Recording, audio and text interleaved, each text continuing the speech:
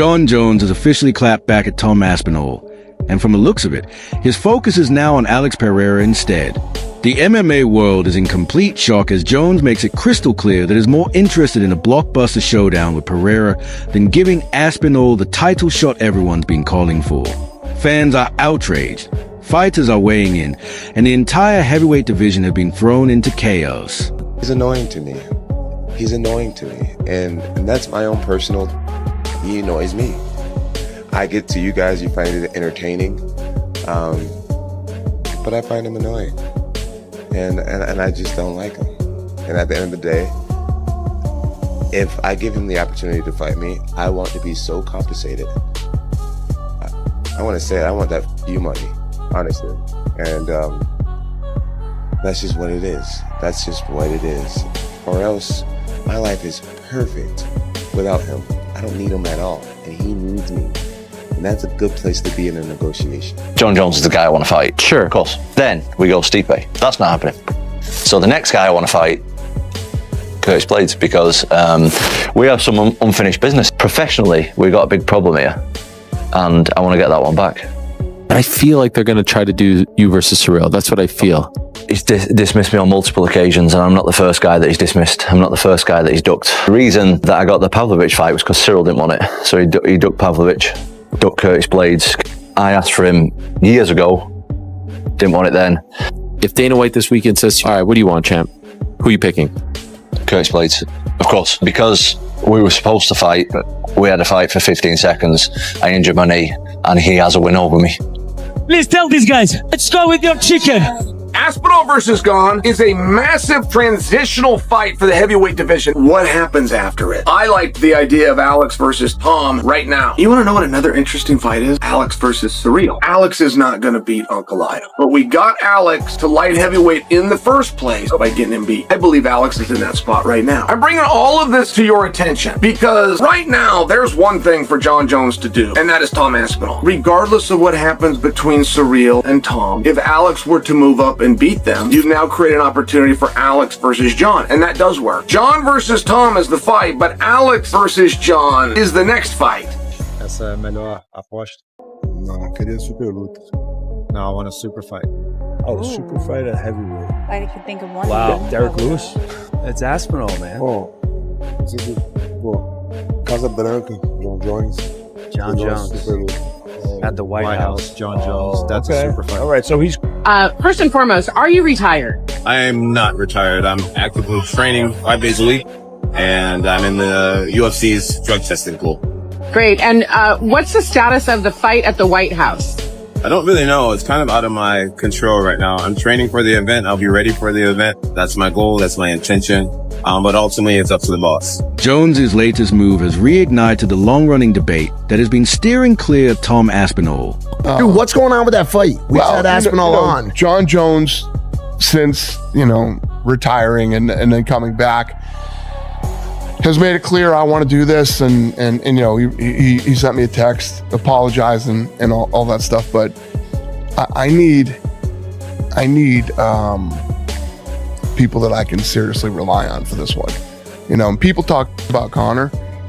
I'm telling you, I've been in the trenches with Conor. Conor is a guy that has fought injured.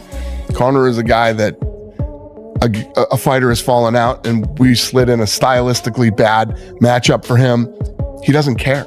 He literally will fight anybody. But does he care enough to actually make a fight right now? Like, is he actually, when's the last time he fought? He and I have been talking nonstop, and he's like, I'm dead serious. I want this. I'm training. I'm back in the pool. I'm doing all the shit. So we'll see. I think Jon Jones' legacy doesn't need Tom Aspinall as Tom Aspinall. I don't think he does. He does, bro. He doesn't. You know why? Why? And I'm only telling you this from a guy that lived in that world, right? Yeah, you lived in that division. I also never beat him. Yeah. And I had, no matter what I did going forward, it was always that, well, you never beat Jon Jones. Tom Aspinall is going to get that belt, and there's going to be a gap, right? That lineal championship breaks. That line breaks when Tom goes from interim to champion. Because Jon never gave him the opportunity to fight him. But either did Francis never gave Jon Jones opportunity to fight him. Never gave. Francis was going to give John an opportunity. John wasn't ready to take it at the time. Exactly. Right? So there you have that same type of thing. Breaking. Francis left. Yep. Made a boatload of money. So in retrospect, Francis probably made the right decision because he got paid 1000%. so much money to box. Exactly. 4 months, Dana White, Joe Rogan, and countless MMA veterans have been calling for the showdown between Jon Jones and Tom Aspinall. It's the fight fans have been dying to see, the new heavyweight king versus the greatest of all time. But instead, Jones appears to have his sights set on Alex Pereira, the newly crowned light heavyweight powerhouse who's been hinting at a move-up ever since his devastating knockout win over Magomed Ankaleev at UFC 320. Joe Rogan saying that he is supporting the idea of Pereira versus Aspinall. We know Aspinall will do it. He already tried at 300. We know Pereira will do it. He has a chance to set history. Champ is not likely to ever happen to any of us. Again, there's a really big population that wants to see Jon Jones versus Pereira. There's a really big population that would rather see Jon Jones versus Aspinall. The winner of Ankalaev Rachik is going to take on Pereira. Okay, whatever your level of excitement for that is going to be. It still does not equal how badly you would like to see Pereira taking on Tom. The announcement of what Pereira and Tom are going to do, or if we're going to get Pereira and Tom together, that announcement is going to come prior to Rachik and Ankalaev fighting. And if you like this idea, and you know the power of social media, turn it up. Even though that fight's not going to be for 6 months, now is the time to get that fight made. GSP, why is that fight not happening? Well, it could be for 2 reasons. It's either that Jon Jones is using a strategy to have more money.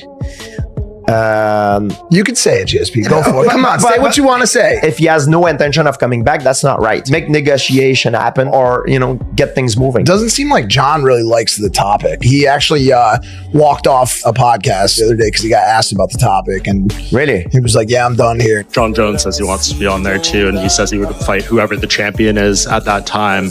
But would you be okay with him coming back and potentially winning that belt again? And you might have to go through. Well, it's not even about him winning the belt. I mean, how I felt about him. I can't risk putting him in big positions in a big spot and have something go wrong, especially the White House card.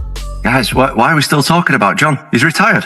He's done. I said a thing a long time ago, and you guys know me personally. I'm not a disrespectful guy.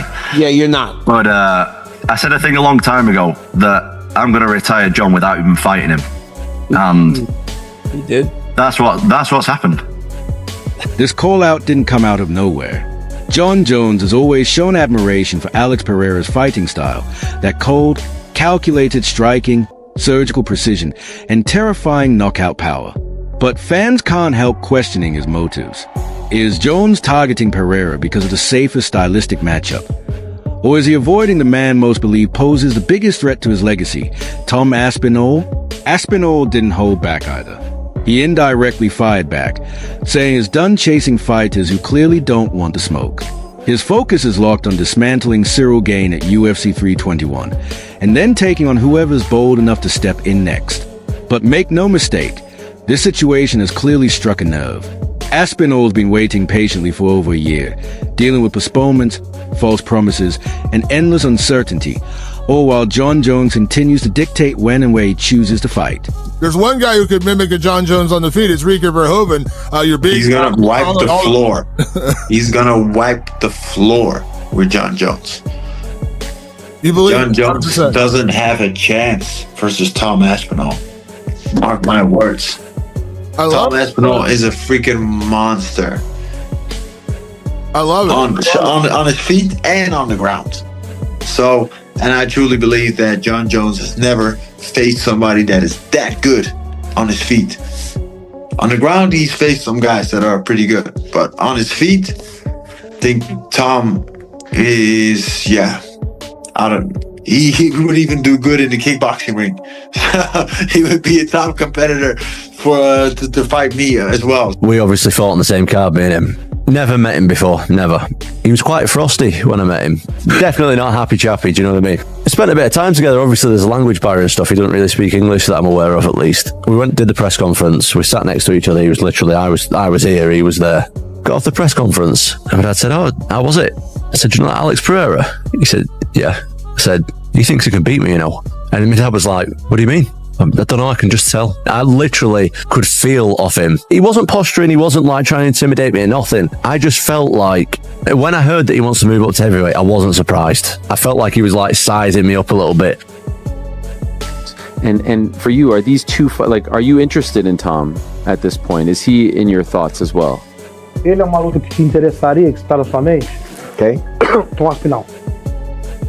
Bom, igual eu falei, eu lutaria com qualquer um no peso pesado, mas o Jon Jones é o campeão, eu sou campeão. Se fosse o Tom Aspinall, é óbvio que eu queria lutar com ele. I'll fight anybody heavyweight, but I'm the champion. Jon Jones the champion. If Aspinall was the champ, I wanted to fight him. Joe Rogan and Daniel Cormier have both weighed in on the situation, and neither of them is holding back. They believe that if Jon Jones skips Tom Aspinall again to chase a fight with Alex Pereira, it could seriously damage the UFC's credibility. Daniel Cormier said it bluntly. If Jon refuses to face Tom, that decision will haunt him forever.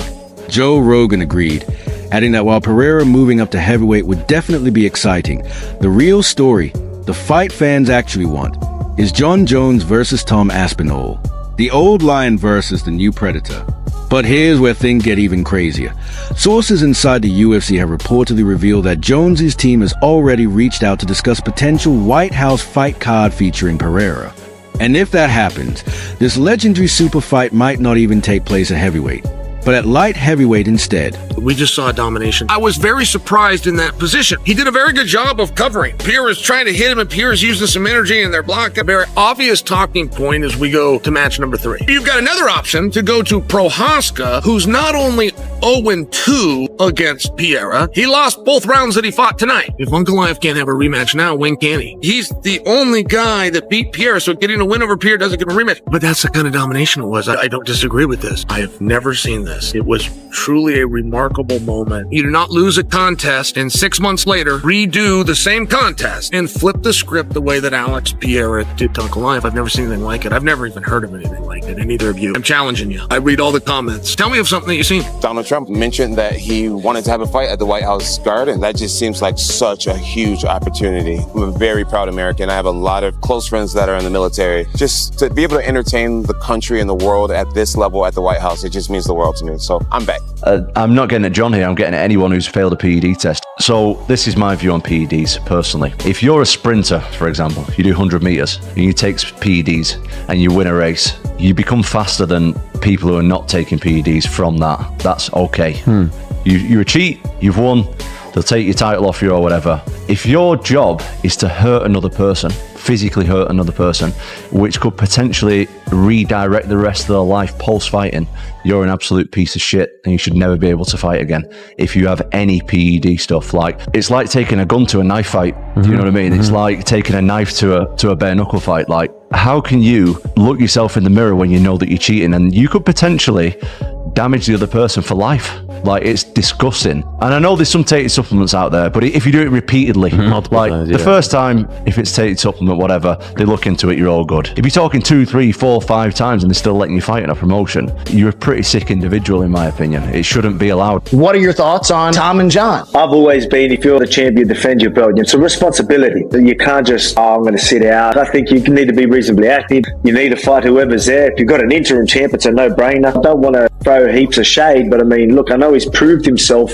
Everyone's like, look what he's done. You don't hold up divisions just because, I don't know if I want to fight him. But when you're the champ, I don't think you have a choice. We've got an interim champ just standing there waiting for. If you don't want to fight, then just retire. You're done. Or if you want big fights, you're going to have to vacate the title. They're talking about a White House fight card? Hey, man, we got to have some Americans win. I don't like Jon Jones. There's no secret. The whole world knows it. I say, man, y'all better put Jon Jones on there. Because right now, we ain't got one American in the top 10 pound for pound. I say, if y'all want an American dude to go get a victory, put Jon Jones in there. Because he gonna win. That's what he does. Yeah, we just can't have foreigners coming in and winning all the fights at the White House. Hey, I'm calling him Captain America. Somebody got to win.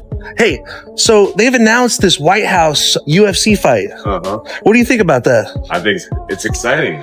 Very exciting. Can we expect to see you on the card? Yeah, I can't promise anyone anything, but I have very strong feeling that I'll be on that card. But who would you take on? Who would be your dream opponent? I would want to take on whoever's holding the belt at the end of the year. Yeah? Yeah. Any possible names you think? Well, no, I mean, as of right now, the champion is Tom Aspinall. We'll see who's the champion at the end of the year.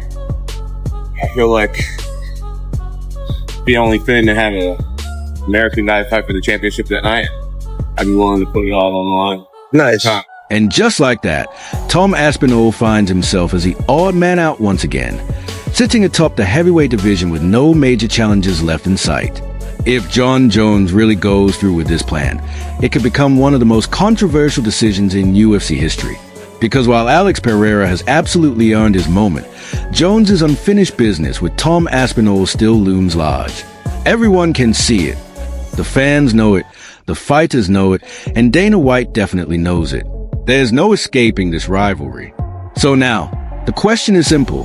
Will Jon Jones finally face the man the world wants him to, or will he chase glory with Pereira instead, leaving Aspinall waiting yet again? Either way, one thing's for certain. The second Jon Jones made that call, the entire fight world exploded.